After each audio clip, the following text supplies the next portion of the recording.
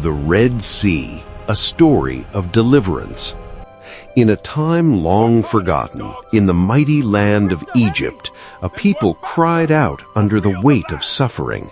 The Israelites, once welcomed, had become slaves, beaten, burdened, and broken. Day after day, under the scorching sun, they labored without rest. But their cries did not go unheard. Far away in the wilderness, a shepherd named Moses encountered a mystery, a bush on fire, yet not consumed.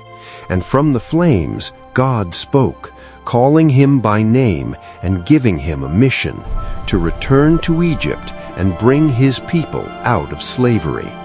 Though afraid and unsure, Moses chose to obey. Moses returned to Egypt with his brother Aaron, and together they stood before Pharaoh, the most powerful ruler in the land.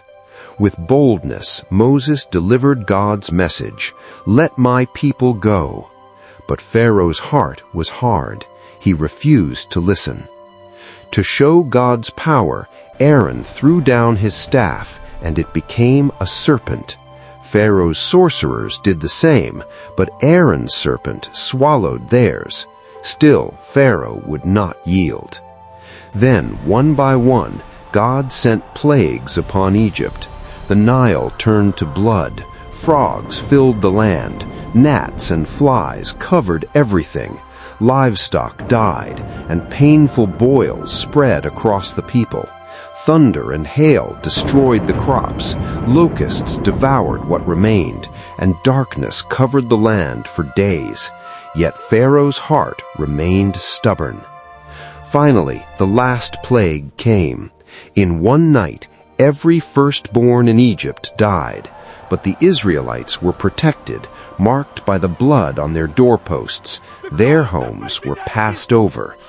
That night, Pharaoh finally broke. He commanded Moses and the Israelites to leave Egypt at once.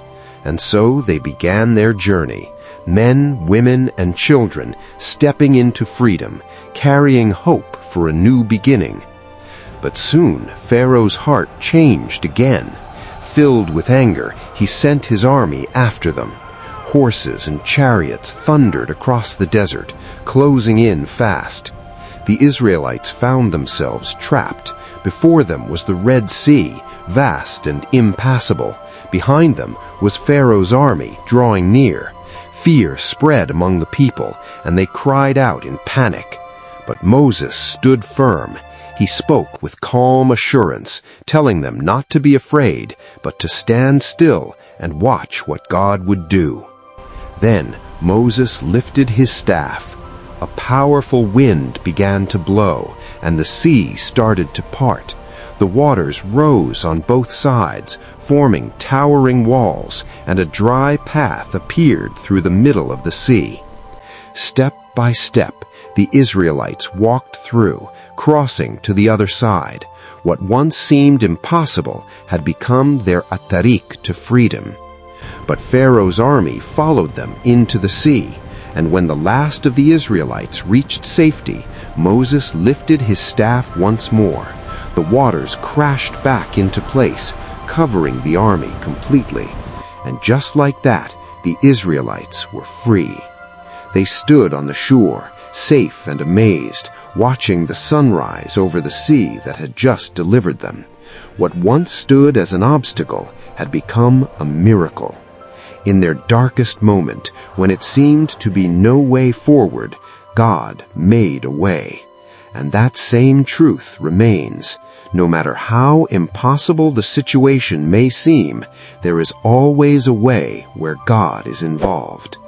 Don't forget to like and subscribe to this YouTube channel.